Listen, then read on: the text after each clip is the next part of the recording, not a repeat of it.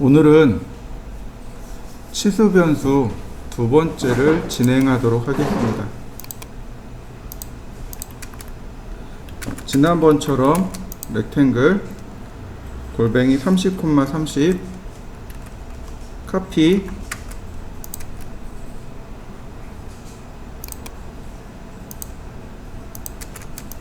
다시 카피 어레이 3개 제가 이와 같이 복사를 했고요. 그 다음 치수 기입을 하나 이와 같이 넣어놨습니다. 그리고 디멘전 모디파이, 그때 우리는 지난 시간에 피트까지 공부를 했을 겁니다. 오늘은 프라이머리 유니트까지, 그러니까 프라이머리 얼터네이트 톨러런스, 그 다음에 출력까지 할 겁니다. 우리가 도면을 그리고 치수를 기입하고 그 다음에는 문자도 쓰고 여러 가지를 했겠죠. 그래서 도면을 완성시켰습니다. 그럼 그걸 출력을 해야 되겠죠. 자, 먼저 이렇게 크게 셋으로 나누시면 됩니다. 프라이머리 유니트 주치수죠.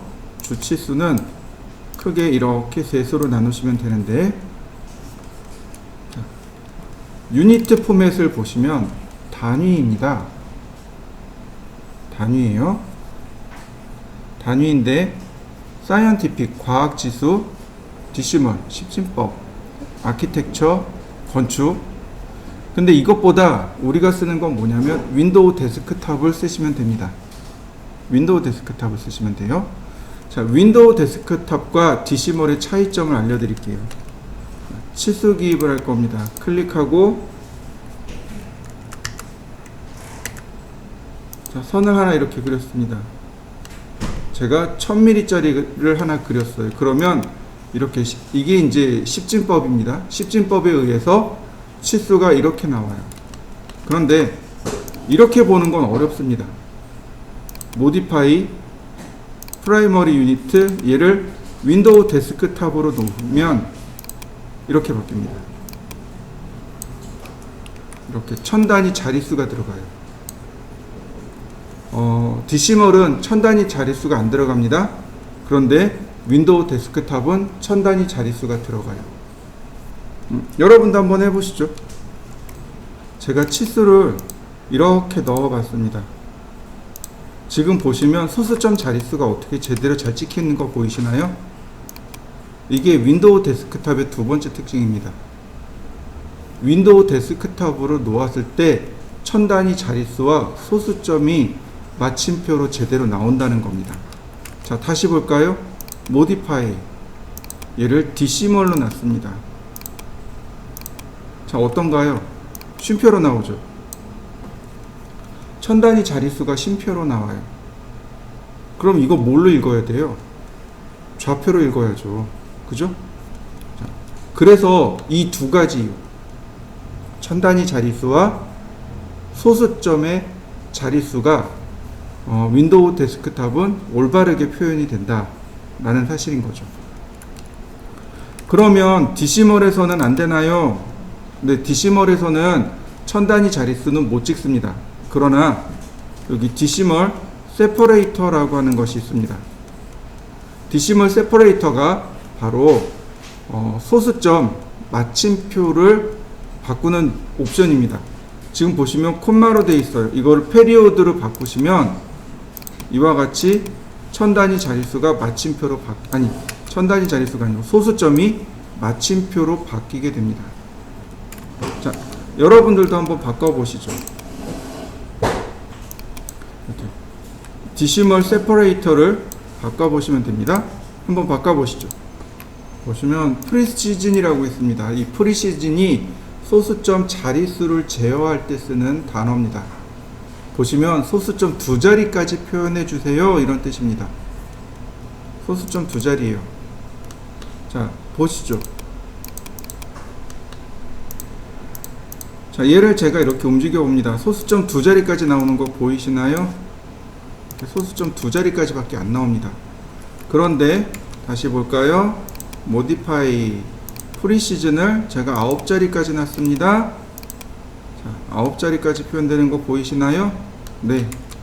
그러면 건축 인테리어라면 이 프리시즌은 0이 되겠죠. 건축 인테리어에서는 소수점 아래로 안 내려가요. 보통 일반적인 기계 쪽에서는 소수점 2자리를 제일 많이 씁니다. 왜냐하면 2자리만 내려가도 많이 정밀하게 가공한 거거든요. 그런데 더 정밀하게 가공하는 사람들도 있습니다. 초정밀 가공하는 데들, 거기는 소수점 4자리까지 만들어 놓고 사용하기도 합니다. 이거는 도면을 어디까지 표현할 것인가, 소수점 첫째 자리까지 할 건가, 둘째 자리까지 할 건가, 회사마다 분위기가 다 다를 거예요. 그때 결정하시면 됩니다. 자, 근데 지금 소수점 4자리예요. 소수점 4자리인데 여기는 4자리로 보여요. 근데 여기는 소수점이 아예 기록이 안 돼 있네요. 왜 그럴까요? 얘는 소수점이 없기 때문에 감추세요 라고 해놓은 겁니다. 자, 볼까요? modify, 이 아래 제로 서프레션, 소수점 억압하기 란 뜻입니다. 그 중에 여기 트레일링이 지금 체크되어 있죠? 이걸 끄시면 됩니다. 이 트레일링 값을 끄시면 바로 이렇게 강제로 소수점이 나타나게 됩니다. 굳이 없는 거, 굳이 이렇게 끄집어낼 이유가 없는 거죠. 굳이 끄집어낼 이유가 없죠. 그래서 트레일링을 체크해 놓고, 여기 있는 이 트레일링을 체크해 놓고 소수점을 감추어 놓고 사용하는 겁니다. 또 하나, 각도도 마찬가지입니다. 제가 몇 도인지 모르지만 이렇게 각도를 넣었습니다. 앵귤러. 소수점이 안 나오죠? 소수점이 안 나오는 이유는 역시 이쪽에 각도에 프리시즌이 뭐로 되어 있어요? 0으로 되어 있거든요. 2자리를 놨습니다. 자, 표현되는 거 맞습니까? 네. 마찬가지로 소수점, 이 각도도 트레일링을 체크해 놓으면 있으면 보여주고 없으면 안 보여주고. 자, 여기까지 한번 해보시죠. 그리고 그 뒤에 보시면, 밑에 보면 라운드 오프라고 하는 것이 있습니다. 이건 반올림 반내림입니다. 반올림 반내림. 그러니까 예를 들어서 0.5라고 써놓으면 어떻게 돼요? 0.5를 기준으로 해서 올리거나 아니면 0.5로 맞추거나 이렇게 되는 거죠. 이건 무시하셔도 좋습니다. 안 쓰니까. 자, 그 다음에 프리픽과 서픽, 얘도 물론 안 써요. 근데 서픽은 조금 써요. 자, 프리픽과 서픽은 뭐냐면 머릿말 꼬릿말입니다. 우리 인터넷에 게시판에 글 쓸 때 글 제목 앞에 머릿말 쓰죠? 혹은 글 끝에 꼬릿말 쓰죠? 네, 그 머릿말과 꼬릿말입니다. 다시 설명할까요? 라운드 오프는 반올림 반내림, 프리픽은 머릿말, 서픽은 꼬릿말입니다. 요건 서픽은 조금 이따 다시 한번 하기로 하고요. 자, 이 중에서 그나마 제일 중요한 건 바로 얘예요. 메저먼트 스케일입니다. 이 메저먼트 스케일이 많이 중요합니다. 자, 보세요. 제가 사각형을 여기다가 하나 이렇게 더 그렸습니다.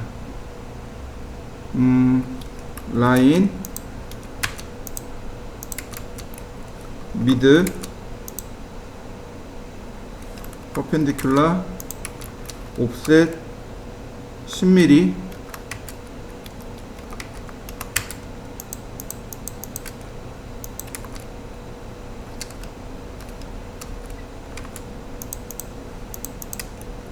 라인. 자, 이렇게 놨어요. 여기다 치수 기입을 하자니 공간이 너무 좁아요. 그래서 자, 보세요. 치수 기입을 해 보겠습니다. 그러면 공간이 이렇게 협소하단 말이죠. 그래서 어떻게 하냐면 우리는 이렇게 합니다. 카피, 복사를 하고요. 옆으로 끌고 간 다음 나머지 트림으로 자릅니다. 이렇게요. 보이시죠? 스케일. 아이고. 3배. 그럼 어떻게 돼요? 여기 있는 내용을 이렇게 크게 키워서 확대해서 보는 겁니다. 이걸 뭐라고 하냐면 디테일이라고 해요. 이렇게 디테일을 그리는데 문제가 생겼습니다. 여긴 15네요. 자, 컨티뉴를 그려보니 자, 어떤가요? 15, 15, 15, 30이죠. 근데 실제 치수는 어떨까요? 5mm, 5mm, 5mm, 10mm. 어떻게 되나요? 치수가 다른 거 보이시나요? 그럼 이 치수 이대로 써놔야 되나요? 아닌 거죠. 이 치수를 줄여야 되는 거죠. 그게 바로 메저먼트 스케일입니다. 치수를 줄이는 것. 그게 메저먼트 스케일이에요. 자, 컨트롤 1키를 눌러보세요. 선택하시고, 치수를 선택하시고, 컨트롤 1을 누른 다음, 자, 프라이머리 유니트에 가면, 여기 있네요. 여기. 딤 스케일 라이너. 1 나누기 3. 딤 스케일 라이너. 이 값입니다. 이게 메저먼트 스케일이에요. 여기 있는 값이 메저먼트 스케일입니다. 1 나누기 3 해주면 되죠. 그럼 어때요? 치수가 작게 표현되는 거 맞습니까? 이거는 반드시 기억하셔야 돼요. 한번 해보시죠. 만약에 여기 메저먼트 스케일에다가 1 나누기 3 해버리면 모든 치수가 3분의 1로 이렇게 줄어들어 버리는 거죠. 이렇게 모든 치수가 3분의 1로 줄어들어 버립니다. 그래서 여기 있는 이 메저먼트 스케일을 못 쓰고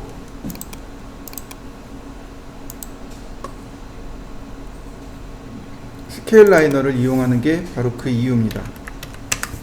이렇게 스케일 라이너를 이용하시면 부분적으로 치수 기입을 할 때 치수 축척을 별도로 적용해 줄 수 있습니다. 자, 다음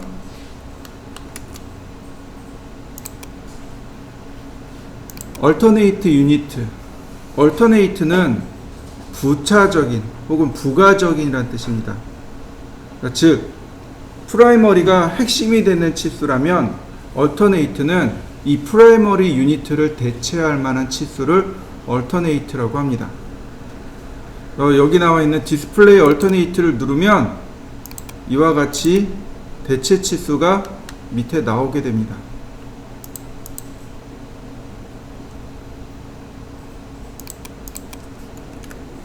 이렇게 대체되는 치수가 이렇게 나오게 돼요. 얼터네이트 유니트입니다.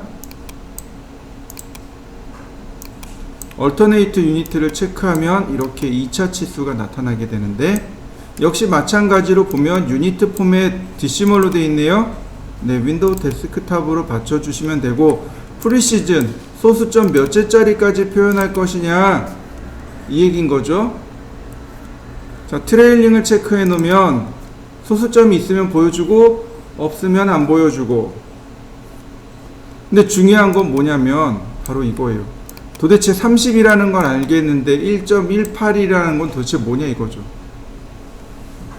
현재 인치로 잡혀 있습니다.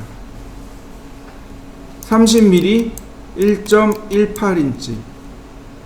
어떻게 해요? 여기 멀티플러 포 유니트를 통해서요. 자, 여기 있는 이 값을 제가 1로 바꿨습니다. 이 값을 1로 바꿨어요. 그러면 프라이머리 유니트에다가 이 값을 곱해서 얼터네이트로 표시하게 됩니다. 이 값을 곱하라는 얘기예요. 프라이머리, 우리가 주치수 있죠? 주치수를 끌고 옵니다. 그러면 주치수에다가 이 값을 곱하는 거예요. 그래서 얼터네이트로 표시하게 됩니다. 1이니까 어떻게 돼요? 똑같은 크기로 나오겠죠.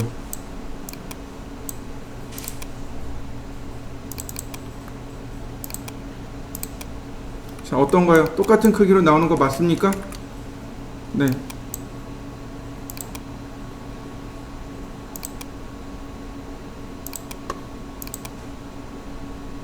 자, 여러분들도 여기까지 한번 해보시죠.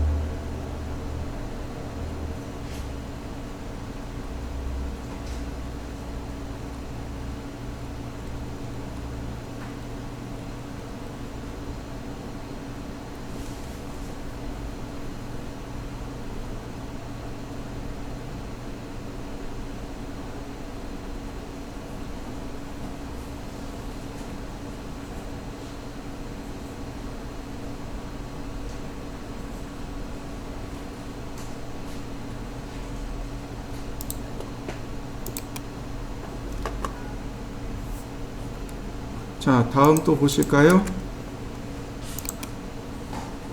자, 근데 중요한 건 뭐냐면 얘가 미리인지 인치인지 알 방법이 없죠. 그죠? 자, 먼저 요거부터 해보겠습니다. 플레이스먼트. 즉, 지금 보시면 주치수 뒤에 보조치수가 들어가죠. below primary value. below는 아래란 뜻이고 primary value는 주치수 아래쪽에 놓겠습니다. 이런 뜻입니다. 이렇게요. 메인 치수, 주치수. 자, 이때 다시 한번 봅니다. modify. 자, 서픽이요. 서픽이 아까 제가 꼬릿말이라 그랬죠? 자, alternate는 인치입니다. 그러니까 제가 인치라고 썼고요. primary에는 밀리라고 씁니다. 그리고 확인. 어떻게 되나요? 30mm, 1.18mm. 그러면, 아니, 1.18인치. 훨씬 더 보기 좋아졌죠? 자, 이렇게 한번 바꿔보시죠. 디멘전, modify. 자, 이번엔 다시 또 다 지우도록 하죠. 뭐, 특별한 내용은 없으니까. 자, 이번엔 톨러런스 공차입니다. 얘가 중요하겠죠. 우리 중에는 건축을 하는 분도 있지만 기계를 하시는 분도 있어요. 기계에는 공차가 두 종류가 있다고 했습니다. 하나는 기하 공차, 위치나 모양이나 자세 등을 따지는 공차가 있고, 또 다른 하나는 치수에 대한 공차가 있습니다. 여기 나와 있는 톨러런스가 치수 공차입니다. 치수 공차를 표기하는 방법이 세 가지입니다. 시메트리컬, 디비전, 리미트. 사실 시메트리컬하고 디비전은 똑같은 거예요. 두 개가 똑같은 겁니다. 다만 표기하는 방법이 달라서 시메트리컬이라고 나누어 놓은 겁니다. 자, 보시면 여기에 거리가 30mm죠. 이 30mm에서 오차 범위가 발생할 거란 말이죠. 그 오차 범위를 여기다 적어주는 것, 그게 공차입니다. 자, 이때 공차가 upper value, 상한값, low value, 하한값 이렇게 둘로 나눠지게 됩니다. 상한값과 하한값 이렇게 둘로 나눠져요. 자, upper value는 플러스 값입니다. 예를 들어서 제가 0.3이라고 놨어요. low value는 0.2라고 놨습니다. 그러면 적용해 볼까요? 이렇게 나옵니다. 아이고, 분명히 지운 것 같은데.